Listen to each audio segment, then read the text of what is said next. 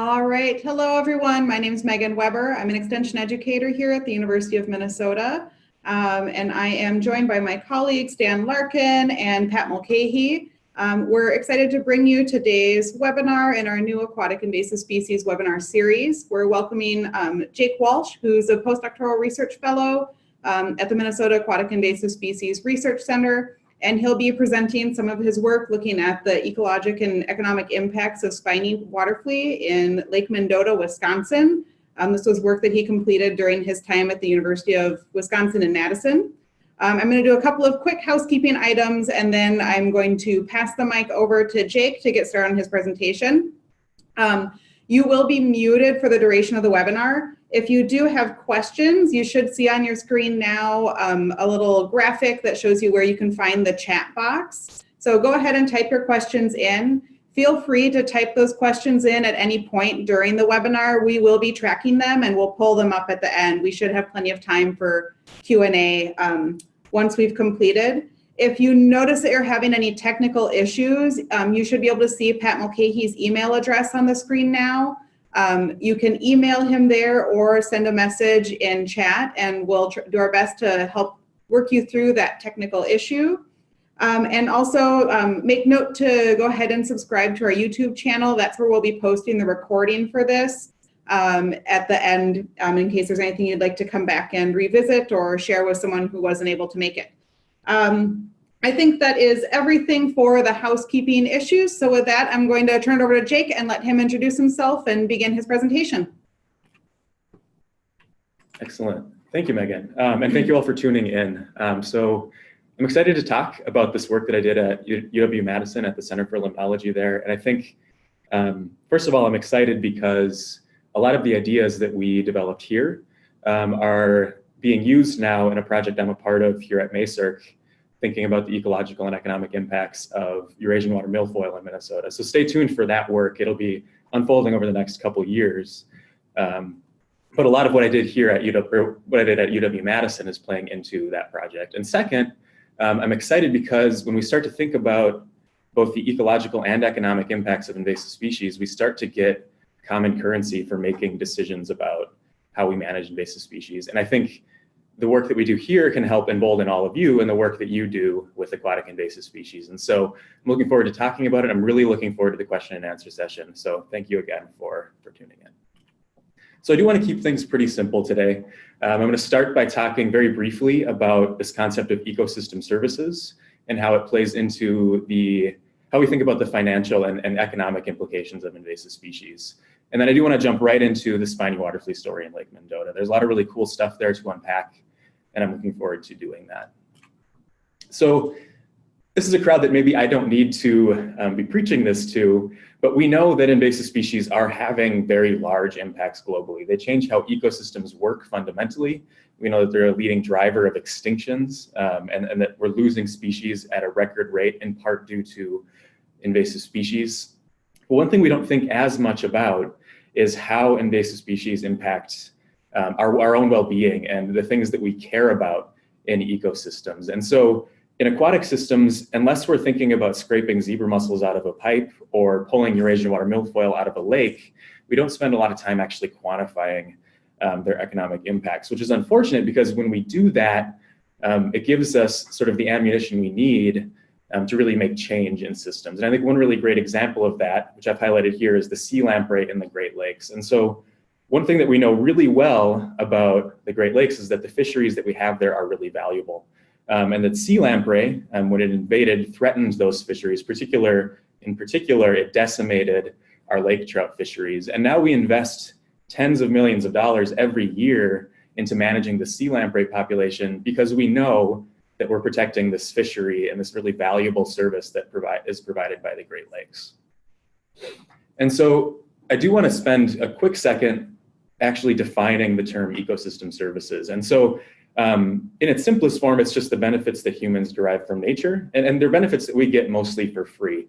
And there's a lot of different categories of ecosystem services, but in lakes and here in the Midwest, we tend to think about their cultural value in terms of how we value them recreationally or aesthetically. But also we rely on them for things like fisheries, as with the lake trout in the Great Lakes, or clean water. as with Lake Erie, which I'm going to talk about in a second here. And so the key points here are that we derive a lot of benefits from nature, and a lot of times, since they're free, we're not accounting for those benefits, which can be kind of dangerous when we're budgeting out the decisions we make. And so in lakes, there's a couple really cool examples of thinking about ecosystem services and how they provide this social and economic value. So the first one on the left here, I have Lake Tahoe. So that's out in the Western United States. It's an extremely popular tourist destination. It supports a massive economy out in California and Nevada.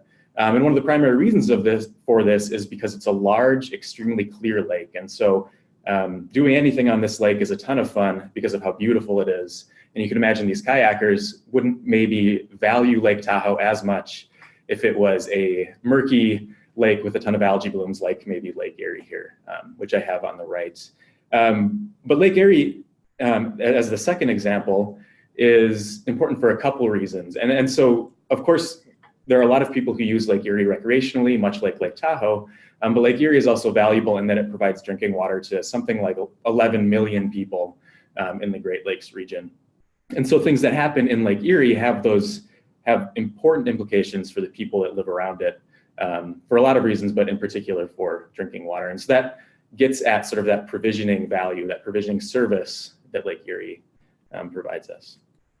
And so stepping back again, people have tried to get at how valuable ecosystem services are. And there is this one study that has tried to do that globally by Costanza et al. In 2014. And when they did this, they came up with this astronomical number of ecosystem services provide something like $100 trillion in value per year. And I don't know about you, but I can't conceptualize that number. It's one of those numbers that if you write it out, it's more zeros than your brain can process all at once. But if you put it in context, that's greater than the global GDP. And I'm not a macroeconomist by any means, but that's greater than any good or any service that we as humanity produce globally. And we're getting these things for free every year. One other really interesting thing about this study is that it's an update of a study that they did back in the late 90s, where they found that back then, these services were actually valued much higher than they are in this most recent update. And we're losing ecosystem services at a rate of something like $4 to $20 trillion per year, which is huge. And of course, invasive species are playing a huge role in that value that we're losing in the ecosystems that we care about. And so to bring it back to invasive species, you can think about it in terms of investing in prevention and control and eradication, actually going towards protecting ecosystem services and protecting real economic value in lakes and in the Midwest. And so when we start to think in terms of ecosystem services, we actually have some currency for making decisions about investing in programs like Stop Aquatic Hitchhikers in the region. Okay, so just getting quickly into Spiny Waterflea in Lake Mendota here. Because like I mentioned, I think there's a lot of really cool stuff that is fun to unpack, and I hope it leads to good discussion at the end of the talk here. So this is work that I completed during my PhD at the Center for Limnology at UW-Madison. And one thing that's really cool about that is that the Center for Limnology is located right on the shore of Lake Mendota. So Lake Mendota forms the northern shoreline of the Madison Isthmus, and Madison being the capital of Wisconsin. And so having a center right on that lake means that we've been studying this lake for 100+ years. We know a lot about it, but we're also embedded in the lake. And so we care a lot about what's happening in the lake and in terms of the ecosystem services that it provides us. So some background on the lake, like I mentioned, it's the northern shore of the Madison Isthmus there in the map. And so there's a couple things worth noting about the lake. First, it's eutrophic, and that just means that it's highly productive. It has a lot of algae production. There's a lot of plants, and that's because there's a lot of nutrients in the water that fertilizes plant and algae growth in the lake. And the vast majority of those nutrients, something like 70%, come from the highly agricultural watershed that Madison is located, or not Madison, that Lake Mendota is located in. And you can see north of the lake there, in that satellite map, a lot of farmland. And that farmland, of course, we are applying manure. We have a lot of cows in the region. And when it rains, that manure or that cow waste is washed into our streams and into Lake Mendota, contributing to that eutrophication and those really high nutrients and high algae productivity. And this leads to a lot of really sometimes harmful, but often just nuisance conditions in the lakes. This is an example of a cyanobacteria bloom in the lake that happened just after a big rain event that washed a lot of manure into the lake, fertilizing these blooms. And so managing these blooms and managing the nutrients in the lake has been a primary focus for the better part of the last half century now in Lake Mendota. And so this sort of brings us to what I like to think of as the unsung hero of water quality in Lake Mendota, and that's Daphnia pulicaria. So they're a tiny zooplankton. They're just 1 to 3 millimeters long, but that's actually pretty big for a zooplankton, and that's important because as a zooplankton, if you're big, you can graze a lot of algae. And in Lake Mendota, when Daphnia are abundant, they can actually graze so much algae out of the water that they help us maintain clear water in spite of the fact that we have so many nutrients from agriculture. So they provide this important service in the lake. And so I'm going to talk a lot about water clarity today. And so one thing I want to clarify up front is how we measure water clarity. So we use a Secchi disc, which we drop into the water, and then the point at which it disappears is known as our Secchi disc measurement, or Secchi depth. I'm sure a lot of you are familiar with it, but for those of you that aren't, when you drop the disc into the water and you can see it for a long ways down and you get a deeper measurement, oftentimes we're measuring clearer water in those cases with less algae. And then of course the converse of that is when it's shallow, we get a shallower Secchi depth measurement. It implies the water's murkier and there's more algae in the water. And of course, if we think about Daphnia, you could imagine a lot of Daphnia in the picture on the left, grazing a lot of algae, leading to those clear water conditions, and then relatively few Daphnia on the right, which means more algae and murkier water and lower Secchi depth measurements. And so Daphnia are actually so good at this, and we started to recognize this in the latter half of the last century, that we tried to manipulate the lake's food web to support our Daphnia populations in Lake Mendota. And so this happened in the late 1980s, where managers and scientists stocked large numbers of large predatory fish, which eat the smaller fish that in turn eat Daphnia and zooplankton.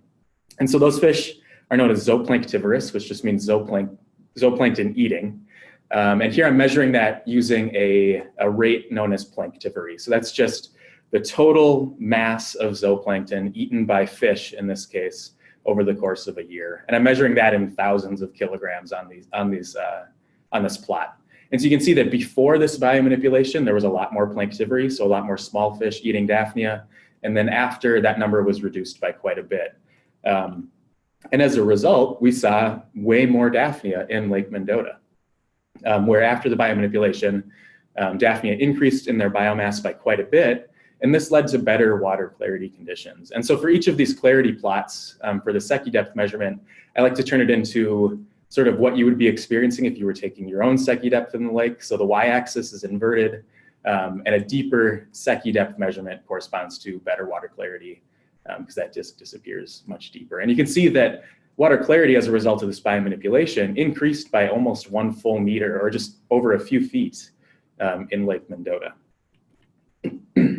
And so for those of you who are familiar with Spiny Waterflea, you can start to see a problem emerge here. So we found Spiny Waterflea in Lake Mendota in 2009.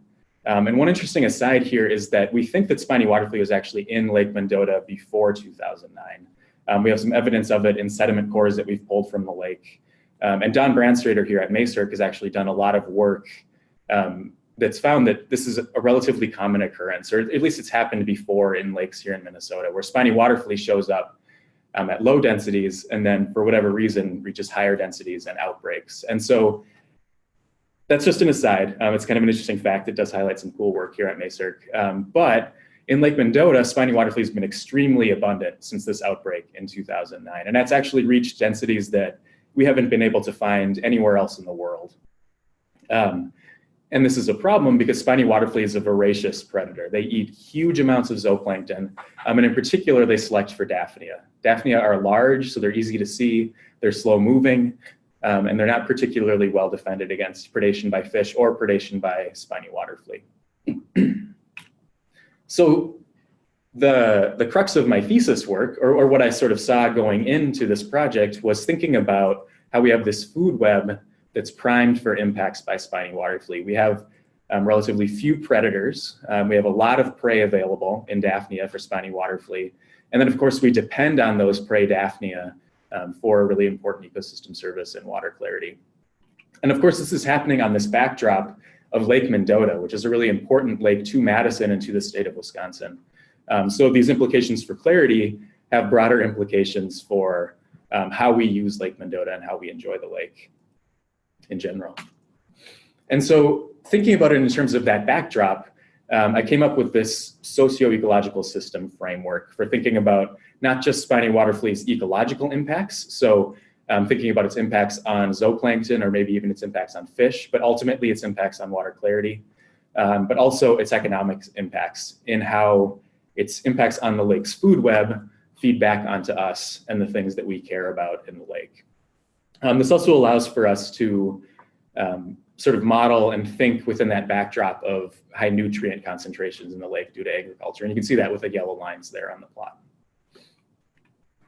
And so thinking first about the ecological impacts of spiny waterflea, we wanted to quantify how much they were contributing to that total planktivory in the lake. So the total mass of zooplankton being eaten every year. And the first thing you can see, and you're familiar with the two bars, I've already showed you those, the first two bars, is that spiny waterflea eats a lot. So I have spiny waterflea in the darker color there, and then zooplanktivorous fish in gray. And you can see that spiny waterflea more than doubled the rate of planktivory in Lake Mendota after its invasion. And it accounts for the majority of planktivory now in Lake Mendota. And so what this led to is something like a 60% decline in Daphnia pulicaria biomass.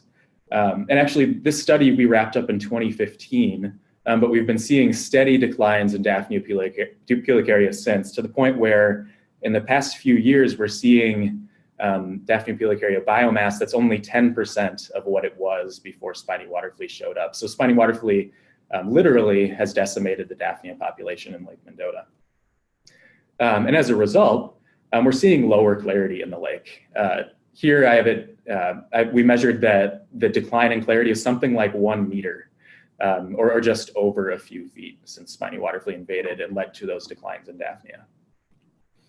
And so given that clarity is important for just about everything that we do in Lake Mendota or how we enjoy Lake Mendota, it is the next step of the work is thinking about what does this mean economically in terms of how we value the lake and how we value water clarity. And so fortunately, because Lake Mendota has been so well studied for so long, people have gotten into some of the more social and economic elements of the lake and how we enjoy the lake. And so what all I had to do was update some of this research. And so there was a survey back in 2001 that was conducted. They asked 500 randomly selected citizens in Dane County. So Dane County is where Madison and Lake Mendota are located. How much would you pay for improved water quality in Lake Mendota? And that would correspond to a project that would lead to gaining roughly 1 meter of clarity. So in the case of spiny waterflea, we're losing it, and we're trying to quantify how much that's worth by referencing the study that talked about how much we would gain in terms of clarity. So just really getting at what is the value of 1 meter of water clarity in Lake Mendota. And so what they found in 2001 was that the average household would be willing to pay something like $350 to gain 1 meter of clarity in Lake Mendota, or to invest in this project that would lead to that. And so all I had to do for this study is to update that $350 to a present day value to account for inflation. You can't buy with $350 now, which you could back in 2001. And then update that to new countywide census data, since Dane County has been growing since the 2001 study. And what I found was that 1 meter of water clarity in just Lake Mendota is extremely valuable, something on the order of $100 million. And you could imagine error bars on this number of tens of millions of dollars. It's a ballpark estimate, but it really does point to how valuable our lakes are, and then how valuable the services they provide are, particularly when you scale them across an entire county, like you could with this random survey. And so I'm not sure about you, but if I were to lose $140 million, my first thought would be, how could I get that back? Or how can we fix it? And so one thing that's really tricky about spiny waterflea is that we don't know how to control the population, and we certainly don't know how to eradicate the population at this point. Though I think if you gave scientists a budget of $140 million, they might have some success in coming up with some methods for doing that, which is an interesting point that I'll come back to at the end of the talk here. But what we can do, because we understand Lake Mendota and we understand the drivers of water quality in the lake, is we can turn another dial in the system. So if we can't turn the spiny waterflea dial to get our Daphnia back, we can go around that in the food web and start to think about how do we reduce the nutrients coming to the lake. And so here I have it as phosphorus, or P, because that's the key nutrient that comes off of our farm fields and fertilizes those algae blooms in the lake. And so we can turn down that phosphorus load to bring back our water clarity. However, we don't have a great understanding of what will actually happen if we turn that dial. So we know that phosphorus loading impacts water quality, but we want to actually go in and quantify how much of a phosphorus load would we need to divert from the lake in order to get that 1 meter of clarity back. And so to do that, I relied on our long-term ecological research program, which we've been monitoring Lake Mendota for a long time, but we've been formally monitoring it through this program since 1995. And their crew is out on the lake roughly 15 times a year, actually measuring just about every variable you'd be interested in Lake Mendota. And so for me, those are variables like Daphnia pulicaria abundance and biomass, maybe the biomass of other zooplankton in the lake, and then of course that phosphorus load that we're also trying to quantify. And so using these time series, we can actually start to model what are those dials and what do the dials do in the lake. And I did that using this MARS time series analysis. So MARS stands for multivariate autoregressive state space models. Don't worry about remembering that, but just remember that it's a model that we can use to estimate some of these ecological interactions. And so we can try to predict what's going to happen when we turn a dial like the phosphorus load in the lake and what's going to happen to water clarity when we do that. And so our model results are somewhat complex, even in this sort of oversimplified modeling framework, which is good. Lake Mendota is a complex place and there's a lot of interactions going on, and we want to reflect that in our model. But what this really boils down to is that we see this positive effect of Daphnia pulicaria on water clarity, and this negative effect of phosphorus loading on water clarity, which we knew that would probably be the direction of those effects before we modeled, but what we didn't know is sort of the magnitude of those effects, or what will actually happen if you reduce phosphorus loading by a given amount, or if you were to lose 60% of your Daphnia. And so this modeling framework gives us the tools then to think about the dials within our socio-ecological system. So if we lose Daphnia, we can then turn down our phosphorus load. And what we found is that we would actually have to reduce the phosphorus load into Lake Mendota by something like 71% to restore 1 meter of clarity in the lake, which is a pretty massive number if you stop and think about it. And so reducing the phosphorus load into the lake has been a long-term goal in Lake Mendota, since the Clean Water Act in the 1970s, where we started to care much more about the pollution getting into our lakes.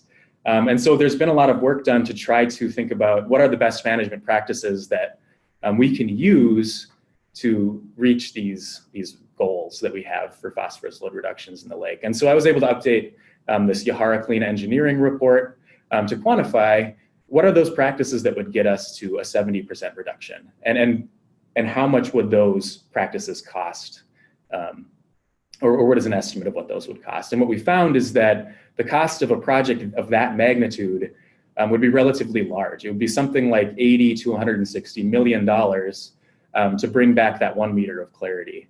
And of course, since we estimated that clarity is worth something like $140 million, I think this would suggest that that would be a project worth investing in. And really this approach of thinking about both the ecology and the economics of what's happening here gives us the tools to make that decision, where we're investing a lot, but we're investing a lot to get a service back that's extremely valuable. And so what we're left with is that common currency. And so we can estimate the cost of the spiny waterflea invasion, which was massive. But as we start to think about the management decisions we can make to restore that service, the project becomes much more feasible, and it becomes much more important to maybe invest in bringing back that clarity.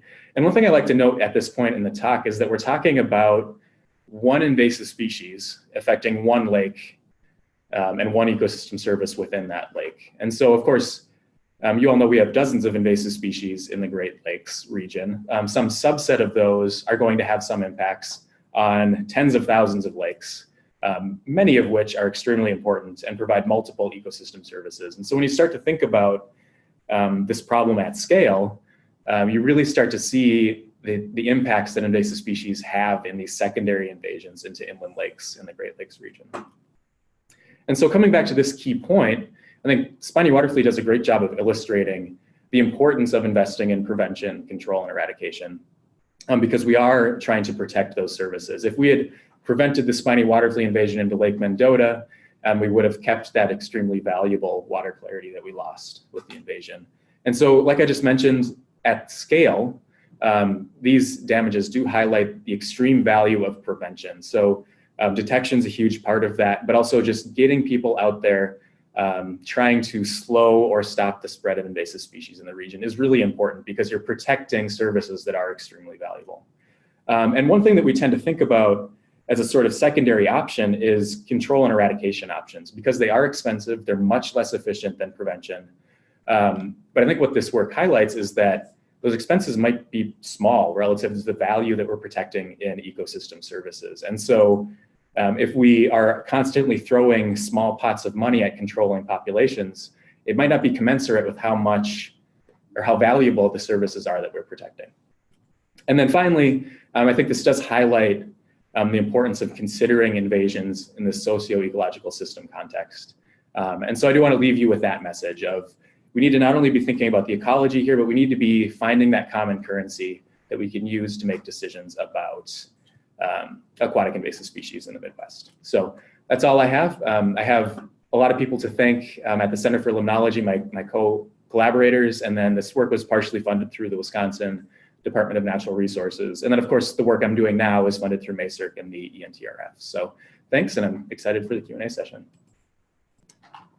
All right, thanks very much, Jake, for such a interesting and fun presentation. I have seen a couple of questions start to trickle in on the chat. We'll have a screen come up soon that'll show where you can do that again if you're having troubles finding the chat button. So we'll open it up now to Q&A. Again, you'll remain muted throughout this time. So if you do have questions, please use that chat feature to throw them in, and we'll get started working our way through those. We have about a half hour to work our way through Q&A, so go ahead and start filling them in. I see a few coming, so we'll just keep working our way through here. The first question I have for you, Jake, was if there's a corresponding concern to increase water clarity in relation to increasing macrophyte, especially as that might relate to invasive macrophytes. Yeah, absolutely. And so with Lake Mendota, one thing that I don't know, I want to say fortunate, but the littoral zone of Lake Mendota is a relatively small fraction of the lake. And so the lake doesn't get blanketed in macrophytes, but you're right that the decrease in clarity might actually limit macrophyte growth in those littoral zones as algae starts to shade out macrophytes in the lake. All right. Yeah. And we have a couple questions that I think are probably related.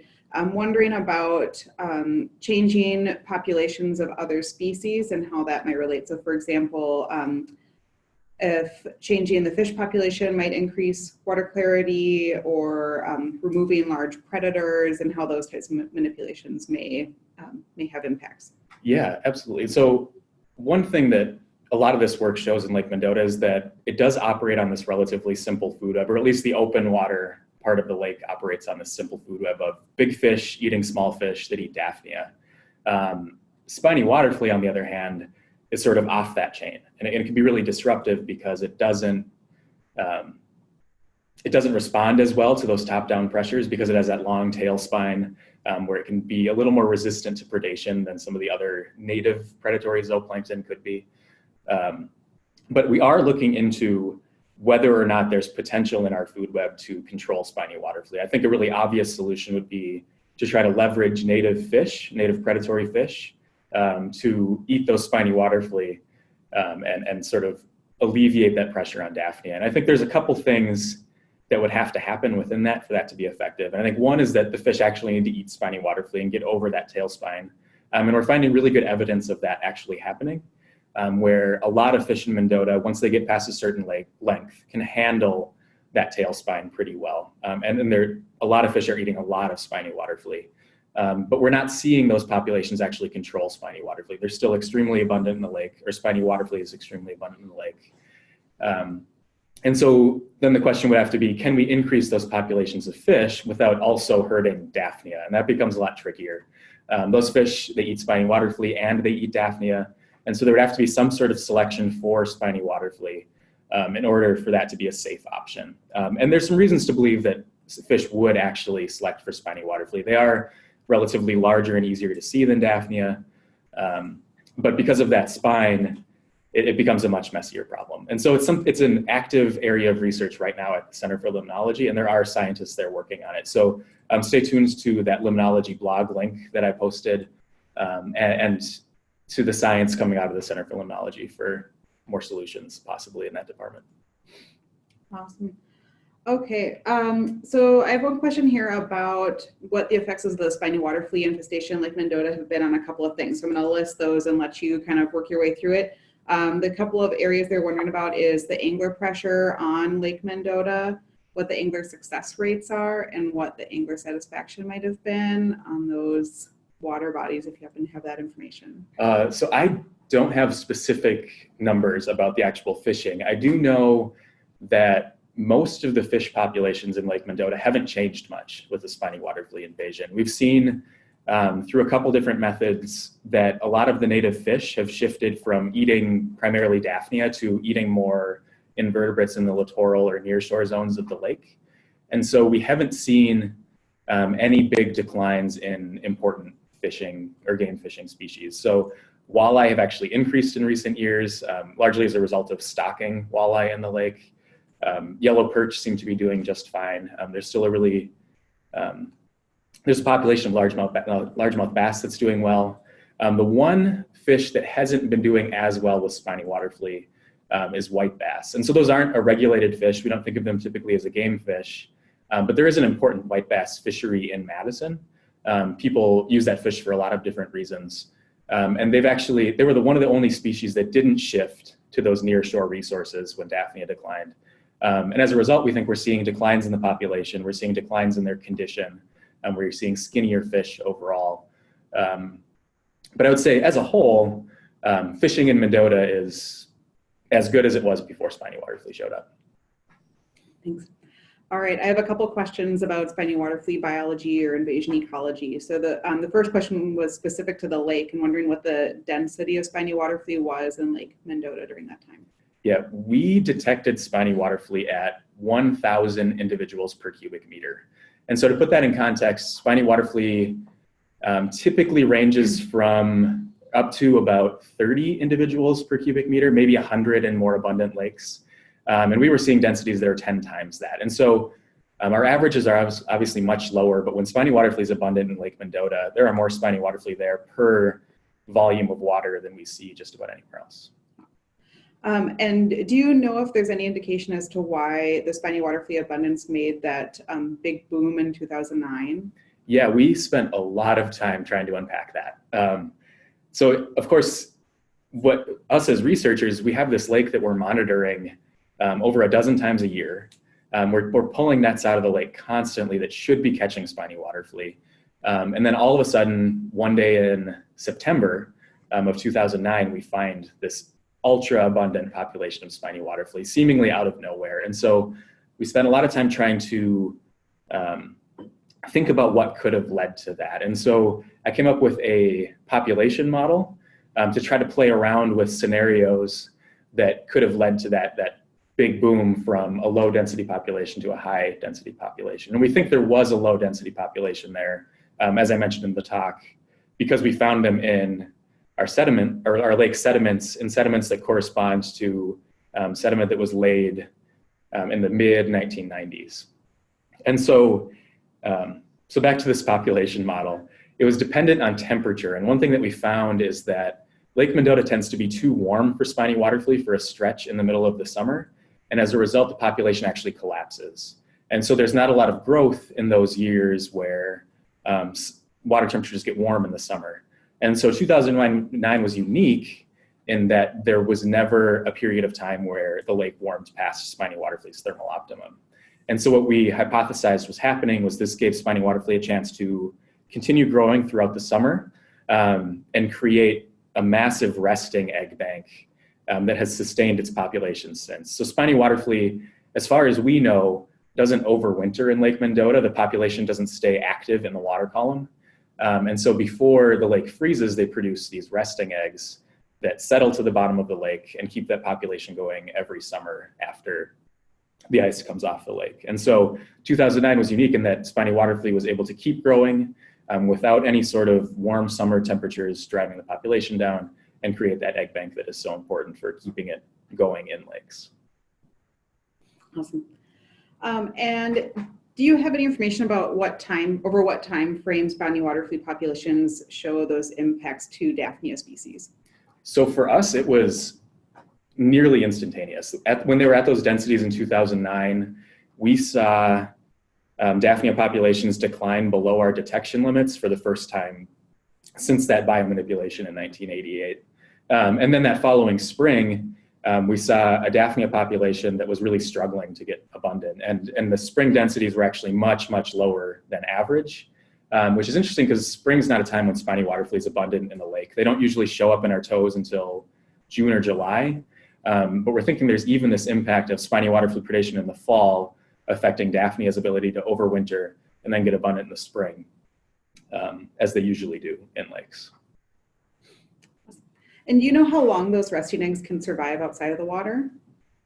So for spiny waterflea, it's actually, man, what's the viability on those? So this is actually an area that Don Brandstrader here at Macer's done a lot of work on. So I'd say take what I have to say with a grain of salt and then follow up and find out what Don did.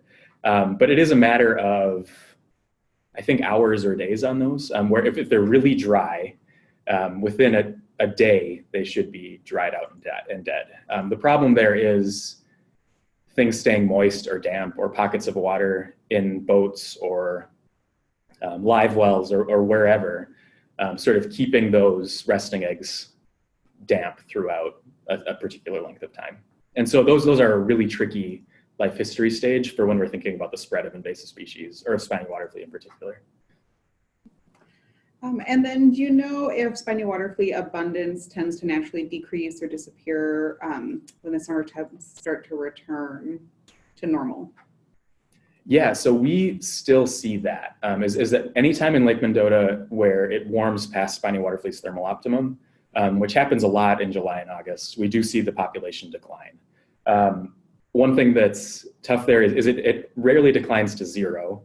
And then it does still have that egg bank that it can draw on. And we saw a good amount of hatching that happened in the summer to sort of reseed the population after the lake cooled back down to more optimal spiny waterflea temperatures. Okay, I think I have one more question about spiny waterflea more general, and then we'll move on to a couple other topic areas. But do you know if there's capabilities to have ideas about what the impact of spiny waterflea might be to other water bodies? In particular, this person's wondering about Lake Minnetonka. That's a great question. So if Lake Minnetonka is suitable for spiny waterflea, which I think there'd be evidence that it's not, I think it's interesting to think about its impacts on water quality. One thing I like to note is that spiny waterflea's impact on water quality in Mendota is highly context dependent.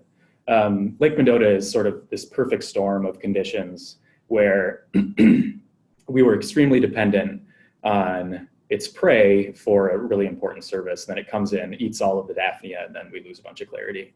I'm not 100% sure about how important Daphnia are in Lake Minnetonka. I know that there's a lot of zebra mussels in Minnetonka that might be impacting clarity depending on their densities or depending on which bay you're in. So my guess would be that there's not the same food web structure that's dependent on Daphnia in Lake Minnetonka. And so if spiny waterflea were to invade there, which I would predict that it would not, its impact would have much more to do with how is it impacting fish or how is it impacting other native zooplankton if we actually care about them if they're not providing water quality or water clarity in the lake. So sorry, kind of a roundabout answer, but hopefully that's somewhat clear. Great. All right, so I'm going to jump over to a slightly different topic now. We have a couple people wondering about zebra mussels, and with zebra mussels in Lake Mendota, if there have been any other changes that you've seen to water clarity since that introduction? That's a really good point. And so one thing I didn't mention in my talk is that zebra mussels invaded or were detected in Lake Mendota in 2015.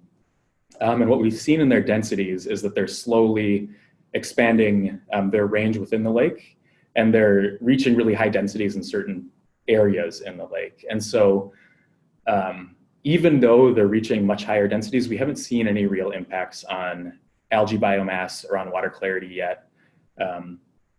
Maybe implying that they're not at densities high enough to start having those impacts on clarity, but it's really just something that is, it's something that we're researching right now, and that the results of that research are actually, they're really close to coming out, because we're now in 2019, zebra mussels have been in the lake for a few years now, and we can actually start to try to tease some of that apart. I think what we're seeing is that a lot of the phytoplankton or the algae that would be sort of filtered out by zebra mussels are still at pretty high biomasses in the lake, and clarity hasn't bounced back as a result of zebra mussel invasion.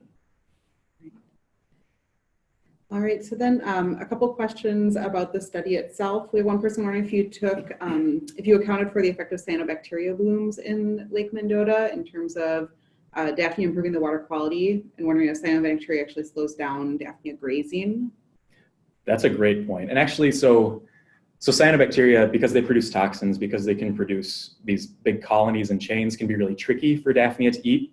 And I'm sure the person asking the question knows this. I'm mostly explaining this for everybody else. But one thing that we found is that Daphnia don't, as you would expect, Daphnia don't do a particularly good job of controlling blue-green algae or cyanobacteria in Lake Mendota. And that almost the entire impact on water clarity is because of more edible species of algae, which is what you'd expect. So those species of algae that Daphnia would typically eat are then able to grow more abundant, impacting water clarity. And we actually didn't see any big impacts on the cyanobacteria communities in the lake. So we're not seeing more intense blooms, we're not seeing more frequent blooms as a result of losing Daphnia, we think. And so that becomes really important for how we manage the lake. And so we actually followed up with a study digging more specifically into that difference between algae that Daphnia eat and control versus those cyanobacteria that are toxic and cause other problems for water quality than just their impact on clarity. And what we found was we still have the same controls on cyanobacteria blooms that we did before the Spiny Waterflea invasion, where we can reduce the amount of nutrients in the lake, which should reduce the intensity and frequency of those harmful algae blooms. And that's really important because Spiny Waterflea didn't unravel that. We can still have those goals, and that should still reduce blooms in the lake. And one thing that's tough with all of this is that climate change is impacting how many nutrients are in the lake. So with more extreme rain events, we're seeing more manure flooding off of farm fields into Lake Mendota, which has triggered some pretty apocalyptic blooms in the past 3 years in the midsummer of Lake Mendota. And so all of these food web changes are happening with this backdrop of climate change and land use change.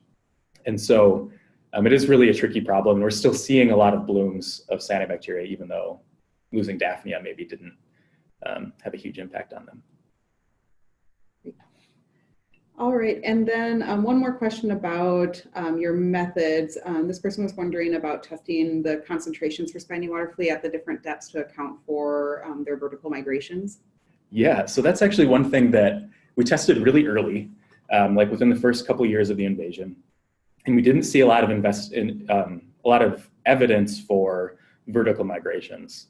We actually had an undergraduate researcher sort of revisit that question in the past couple years, and we saw huge densities of Spiny Waterflea at the bottom of the lake, like right off of the sediment, which is weird because we didn't see that before, but also because the bottom of Lake Mendota is pretty anoxic. There's not oxygen down there at concentrations that we would expect to be viable for Spiny Waterflea. And so We haven't actually gone down that path much more, but it's a really cool finding, and it's suggesting that Spiny Waterflea is behaving in a way that we might not have predicted in the lake. And so I think there's a lot there to unpack still in our research that we're hopeful to work on.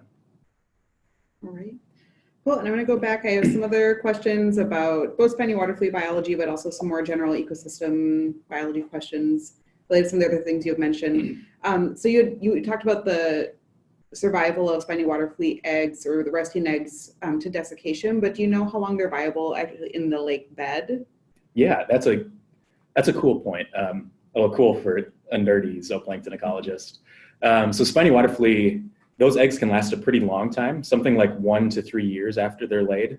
But relative to zooplankton like Daphnia, that's actually a pretty short period of time, where some zooplankton can rely on those eggs for decades, even over a century, to remain viable in the sediments. But for Spiny Waterflea, it is like 1 to 3 years that they remain viable and can keep seeding that population.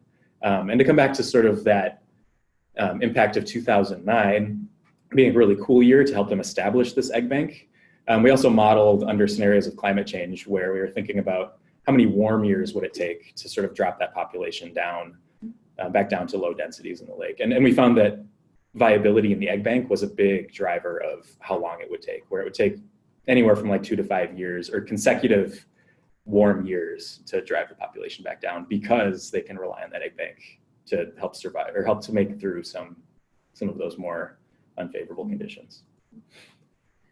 So do you know if Daphnia are also affected by or have that same sensitivity to water temperatures that you mentioned for Spiny Waterflea? Yeah, so we have a few species of Daphnia in the lake. Daphnia pulicaria is somewhat sensitive to temperatures. It's more of a cool water species. We see it, that's one of the reasons why it's so good at grazing algae early in the year, is because it can take advantage of those cooler temperatures faster than some of the other Daphnia can. But we do have Daphnia in the lake that do well with surface or warmer surface water temperatures.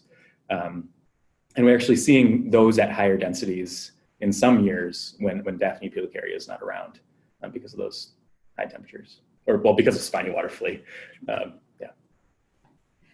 All right. And is the high density of, they say this zooplankton, I think that they're talking about Spiny Waterflea, but I'll let that commenter correct me if I'm wrong. If there's an impact of Spiny Waterflea, high densities on the survival of larval fish. Yeah, so we haven't seen any evidence of that. It's something that people have found in other lakes is when you have really small fish, they have a hard time actually ingesting Spiny Waterflea because that tail spine gets in the way. It can also accumulate in their intestines and in their stomach and punch holes in their digestive lining, which can be really problematic. It might be that in Lake Mendota, fish grow quickly enough that by the time Spiny Waterflea are abundant, the fish are large enough to be better at handling that spine. Though that's something that we're researching right now. Ben Martin, he's a PhD student at the Center for Limnology, is doing a lot of really cool work thinking more specifically about that question of Spiny Waterflea's impact on small larval fish. Yeah. All right, and I have a couple questions talking about finding that Spiny Waterflea had likely been in the lake longer than previously known. So one person had said with that knowledge and finding more and more studies that indicate that we're finding Spiny Waterflea much later than it's actually invading, if there's any evidence that that happens with other aquatic invasive species as well, where they've likely been present longer than we knew. I think that is one key implication of that work. And we actually did some theoretical modeling to show that that's actually not that surprising, that we don't detect things very well. I think populations of invasive species or of any species are able to persist at densities that are well below our detection limits. Our detection limits don't have any real biological relevance. So we would anticipate that it is more common than just Spiny Waterflea. We have some hypotheses about how zebra mussels might have been in Lake Mendota since before we detected them in 2015. They've certainly had opportunities to invade the lakes. We detected veligers in Lake Mendota, which is just south of Madison. They're connected by the Yahara River back in the early 2000s, but they never established. And so you could imagine in this landscape where we're moving invasive species everywhere all the time, it could be that they just haven't had the opportunity to invade during the right year or the right conditions. But I think it's actually pretty likely that a lot of populations are persisting out there at really low densities, just sort of waiting for these favorable conditions, like Spiny Waterflea did in Lake Mendota, to become abundant. And so yeah, there are a lot of examples of invasive species that have sort of gone through that same trajectory of being at really low undetectable densities, but then erupting. And I'm having a hard time remembering the specific examples, but we do think it's more widespread. Okay. And then one other person was wondering if you might be able to clarify your answer about how good the fishing is in Lake Mendota in response to the invasion of Spiny Waterflea and not knowing when that might have been. Knowing when the invasion might have been? Yeah. Oh, that's a great question. Yeah, you'd think that if they're at extremely low densities, they wouldn't be having a huge impact. We certainly didn't see any real impacts on the Daphnia populations. And of course, Daphnia are important prey items for fish in the lake. But that's interesting to think about. I'm sorry I can't clarify that any further, but I think that's something worth thinking about a little bit further. All right. And do you know if there's any factors that might make a lake more at risk for establishing a Spiny Waterflea population if they were to be introduced? Yeah, so I think a lot of the work that's been done on that would suggest that lakes that are deep, clear, and cool are good for Spiny Waterflea. Everything else has a lot more to do with how close they are to an invaded lake, or how much boater traffic there is into the lake, which are really key drivers of Spiny Waterflea invasions. But in terms of the actual suitability within a lake, they have a pretty broad tolerance of a lot of different physical and chemical characteristics, but the really important ones are whether or not the lake is deep and cool. And then we think that there's some impact of clarity, possibly because they're visual predators and they need to be able to see to eat things. We do know that biologically, lakes with a lot of predatory fish that would be eating Spiny Waterflea tend to be less suitable for Spiny Waterflea invasion. All right, and do you happen to know if there's any work happening in the area surrounding Lake Mendota to address the phosphorus runoff and that part of that equation you had mentioned? Yeah, I would say it's the primary focus in Lake Mendota. And so I think Daphnia provided this really important service. Spiny Waterflea sort of unraveled that, but the primary focus in Mendota has and probably will be for the near future reducing that phosphorus load. And so there's a lot of effort trying to work with farmers to adopt those best management practices to keep manure on the fields. But like I mentioned before, one of the challenges there is that these extreme rain events can sort of overcome those efforts where really, or not small, but more average to small rain events might not actually pull the phosphorus out of farm fields that are being managed well. But those big extreme rain events can pull that off the farm field. And so what we'll see is that during extreme rain events, it's leading to nutrients being freed up off of land and into our lakes that we thought was tied up. And so right now I'd say that's one of the key focuses of Madison and of managing Lake Mendota is trying to figure out how to keep phosphorus on farm fields. And I think one of the underlying challenges is that we just have too much of it. We have a lot of cows, we have a lot of farm fields. We tend to apply manure too early in the year. And so until we start to actually reduce the amount of phosphorus that we have in the watershed, we might not actually see some of those effects because of these sort of interacting challenges of climate change and intensifying agriculture in the region. And then do you know what that high temperature threshold was that was impacting the Spiny Waterflea biology and population dynamics? Yes, though it's in Celsius. And I apologize, I'm not good at doing conversions off the top of my head. So we see that when the lake warms past about 25 degrees Celsius, Spiny Waterflea starts to struggle. And so you can go ahead and Google what that actually is. But we reach it pretty regularly in Lake Mendota, actually. And I see, oh, here we go. Pat did fast math for us. So that converts to 77 degrees Fahrenheit. Thank you. Threshold. Thanks, Pat. Okay, and I see we did have one comment come in too. There was someone who was able to look up some of Don Brandstratter's work. Someone had, in response to the question about how long the resting eggs could survive Thank you. desiccation. So thank you for sending that in. I'm just going to read the direct quote from the paper. It says that 17 degrees C exposure for less than or equal to 4 hours had no effect on hatching, but greater than or equal to 6 hours resulted in no hatching. So it sounds like about 6 hours. Jake was pretty close to spot on there, I think.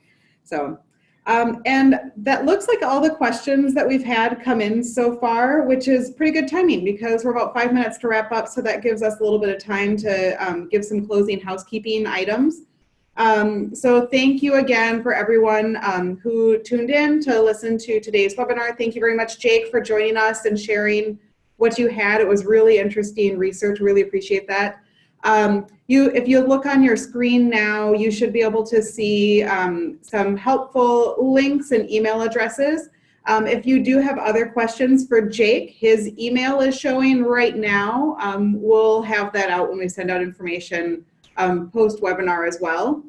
If you have questions for us, your webinar hosts, about the webinar series, recordings program, anything else that we do, our email address is showing as well. That's AIS Detectors at umn.edu. One of us would be happy to answer questions you might have along those lines there. As a reminder, we will be recording the webinar and posting this on our YouTube channel.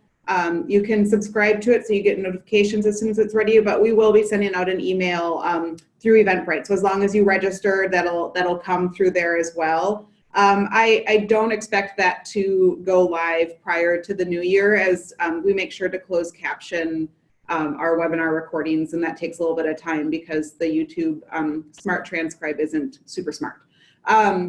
So I think that's about all that we have for the day. So thanks again for everyone for coming in. Thank you, Jake, and have a happy new year.